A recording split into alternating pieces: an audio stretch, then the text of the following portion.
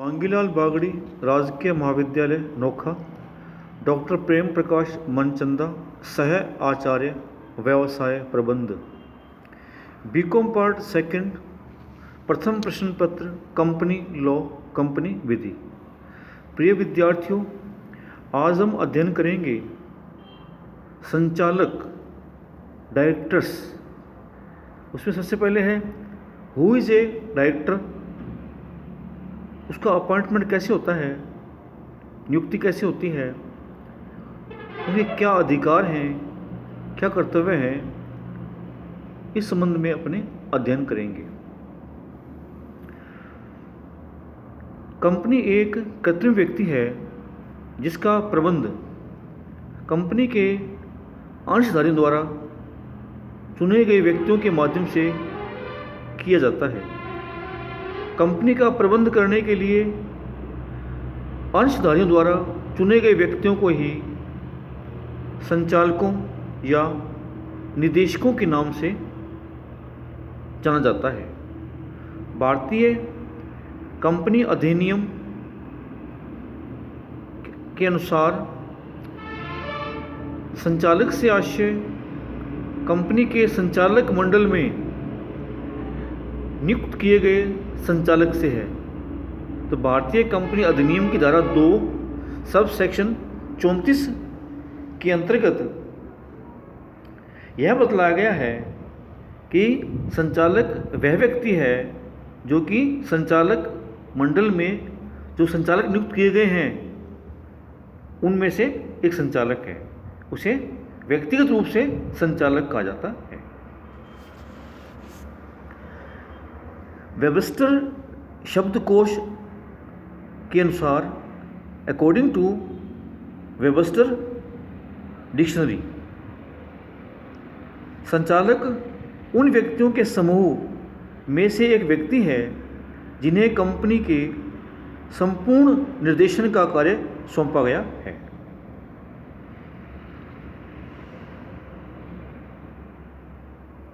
Director is one of a group of person entrusted with the overall direction of a corporate enterprise।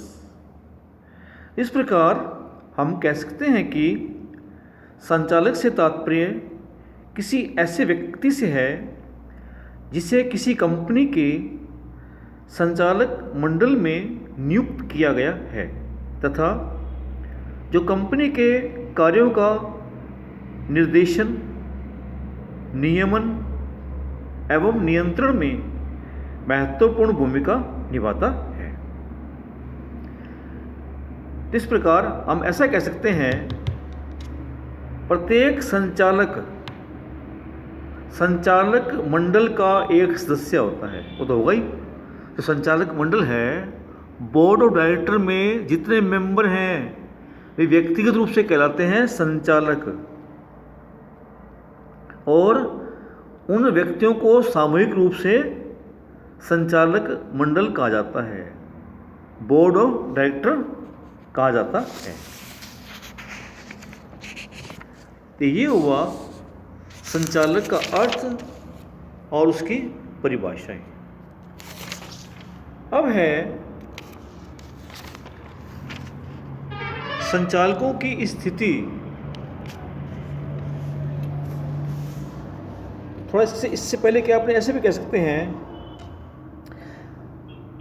संचालक company का एक अधिकारी है यदि कंपनी का संचालक मंडल उसके निर्देशन के अनुरूप कार्य करने को अभ्यस्त हो।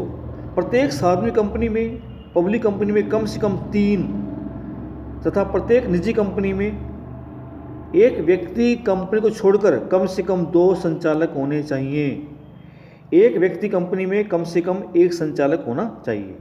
सामान्यतः प्रत्येक कंपनी में अधिकतम 15 संचालक हो सकते हैं। एक व्यक्ति कंपनी को छोड़कर के एक कंपनी में सामान्यतः 15 संचालक हो सकते हैं, किंतु कोई भी कंपनी विशेष संकल्प पारित कर अपने संचालकों की अधिकतम संख्या में वृद्धि भी कर सकती है।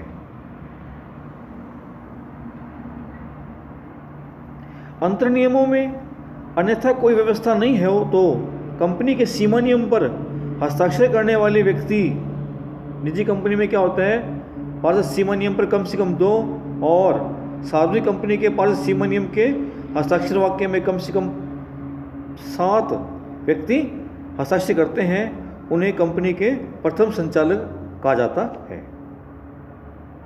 तो ये संचालक के बारे में कुछ कहें, ये महत्वपूर्ण तथ्य हैं, बातें हैं। अब है संचालकों की स्थिति, पोजीशन ऑफ डायरेक्टर्स। संचालकों की स्थिति संचालकों की प्रकृति को समझने में और भी अधिक योगदान देती है। संचालक कंपनी में किस रूप में तथा किस स्थिति में कार्य करते हैं, इसके बारे में कोई सटीक उत्तर नहीं है। अनेक निर्णीत वादों के निर्णयों को ध्यान में रखकर ही उनकी स्थिति को स्पष्ट किया जा सकता है। लॉर्ड न्यायाधीश बोवेन ने एक मामले में निर्णय में लिखा है कि संचालकों को कभी एजेंट कहा जाता है, कभी परन्यासी तथा कभी प्रबंध भागीदार, परंतु ये सब संबोधन उनकी शक्तियों तथा उत्तरदायित्वों को पूर्ण रूप से स्पष्ट नहीं करते हैं। ये शब्द एक ऐसा दृष्टिकोण प्रदान करते हैं जिसको किसी उद्देश्य की पूर्ति के लिए ध्यान में रखा जा सकता है। लॉर्ड न्यायाधीश बोवेन के विचारों के अध्ययन से स्पष्ट होता है कि संचालक कंपनी में विभिन्न स्थितियों में कार्य करते हैं, जैसे नंबर 1 एजेंट के रूप में और संचालक एजेंट के रूप में, डायरेक्टर्स एज एजेंट। यद्यपि संचालकों की नियुक्ति एजेंट के रूप में नहीं होती है, किंतु वे गर्भित रूप में, एम्प्लॉयड रूप में कंपनी के एजेंट के रूप में कार्य करते हैं। संचालक अपनी कंपनी के लिए तथा कंपनी की ओर से वे सभी कार्य करते हैं जिन्हें करने का उन्हें स्पष्ट अथवा गर्भित अधिकार होता है। अतः वे कंपनी के एजेंट माने जाते हैं, किंतु वे प्रत्येक अंशधारी के एजेंट नहीं होते हैं। कंपनी के एजेंट है वो, प्रत्येक जो अंशधारी है, शेयर होल्डर है, उसके एजेंट नहीं है। दूसरी बात, परन्यासी के रूप में, डायरेक्टर्स एज ट्रस्टी। संचालक कुछ सीमा तक कंपनी के परन्यासी माने जाते हैं।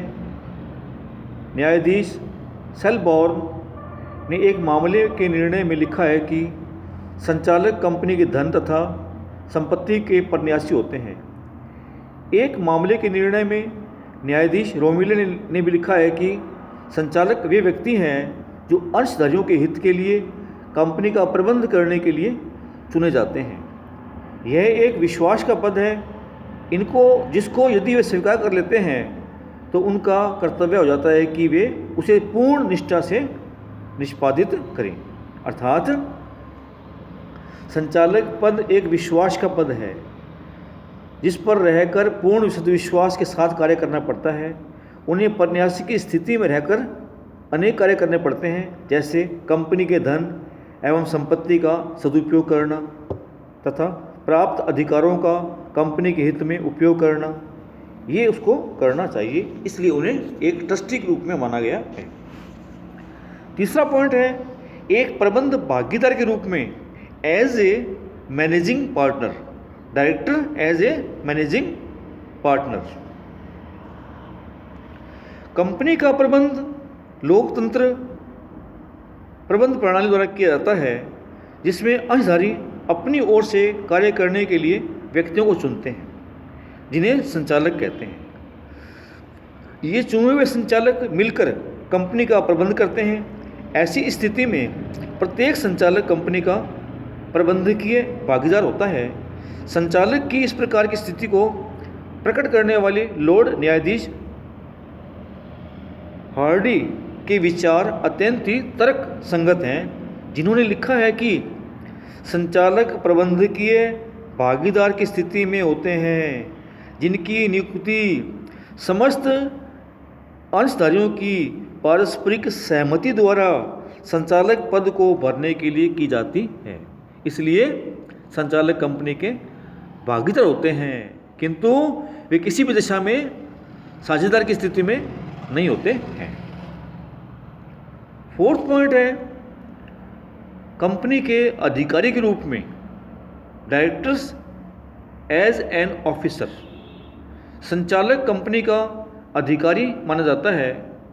भारतीय कंपनी अधिनियम की धारा 2 सब सेक्शन 59 के अनुसार एक अधिकारी के रूप में प्रत्येक संचालक इस अधिनियम के प्रावधानों का पालन करने के लिए उत्तरदायी होता है। उनकी अवहेलना करने पर उसे इस अधिनियम के प्रावधानों के अनुसार दंडित भी किया जा सकता है। पांचवा पॉइंट है कंपनी के कर्मचारी के रूप में डायरेक्टर एज एन एम्प्लॉई। संचालक सामान्यतः कंपनी के कर्मचारी नहीं होते हैं, किंतु यदि कोई संचालक अपने संचालक पद के अतिरिक्त कंपनी में कोई पारिश्रमिक युक्त पद भी स्वीकार करता है तो उसे कंपनी का कर्मचारी माना जा सकता है। जैसे यदि किसी संचालक को उस कंपनी में कंपनी सचिव अथवा प्रबंध संचालक नियुक्त कर दिया जाता है तो वह कंपनी का कर्मचारी माना जाएगा। अतः यह कहा जा सकता है कि कंपनी का कोई भी संचालक कंपनी के साथ स्पष्ट या गर्भित अनुबंध करके कंपनी का कर्मचारी बन सकता है। संचालक के साथ ऐसा संबंध अंतर नियमों की व्यवस्थाओं से भी उत्पन्न किया जा सकता है। अंतिम पॉइंट है एक आवश्यक अंग के रूप में director as an essential organ of the company. संचालकों की स्थिति के संबंध में विचार करते समय एक मत यह भी प्रकट होता है कि संचालक कंपनी के आवश्यक अंग होते हैं। कंपनी एक कृत्रिम व्यक्ति होती है। Company is an artificial man जिसका संपूर्ण कार्य संचालकों की सहायता से पूरा होता है। ये कंपनी की नीतियाँ निर्धारण करते हैं और उन्हें कार्य रूप में परिणत करने के लिए आवश्यक प्रयास करते हैं। एक मामले के निर्णय में न्यायाधीश नेविल ने अत्यंत ही स्पष्ट लिखा है कि संचालक मंडल कंपनी का मस्तिष्क होता है और कंपनी रूपी शरीर कंपनी संचालकों के माध्यम से ही कार्य करता है। अतः यदि हम इस कथन के अध्ययन से निष्कर्ष निकालें कि कंपनी संचालकों पर आधारित होती है और उनका शरीर संचालकों के मस्तिष्क से प्रभावित होता है, उसी के अनुरूप कार्य करता है, तो कोई अतिशयोक्ति नहीं होगी। चूँकि मस्तिष्क तथा शरीर को अलग अलग नहीं किया जा सकता है, अतः संचालक भी कंपनी के अभिन्न अंग होते हैं। भारत के पूर्व न्यायाधीश न्यायमूर्ति हिदायतुल्लाह ने शायद इसलिए लिखा है कि संचालक कंपनी के मस्तिष्क माने जाते हैं। जब मस्तिष्क कार्य करता है तो कंपनी कार्य करती है। इस प्रकार स्पष्ट है कि संचालकों की स्थिति बहुआयामी है। संचालकों की स्थिति को संक्षेप में स्पष्ट करते हुए सर जॉर्ज जैसेल ने लिखा है कि संचालकों को कभी परन्यासी अथवा एजेंट के नाम से पुकारा जाता है तथा कभी उन्हें प्रबंधकीय भागीदार के रूप में जाना जाता है। आप उन्हें किस नाम से पुकारते हैं इससे तब तक कोई फर्क नहीं पड़ता है जब तक कि आप उनकी वास्तविक स्थिति को समझते हैं। वास्तविक स्थिति में वे व्यावसायिक व्यक्ति हैं जो किसी व्यापारिक संस्थान का संचालन स्वयं अपने तथा उस कंपनी के अंशधारियों के लाभ के लिए करते हैं। वे अपनी शक्तियों तथा अपने नियंत्रण के अधीन पूंजी के संबंध में कंपनी के साथ विश्वास आश्रित संबंध की स्थिति में होते हैं। Thank you. तो ये हुआ कंपनी के संचालकों की स्थिति। धन्यवाद।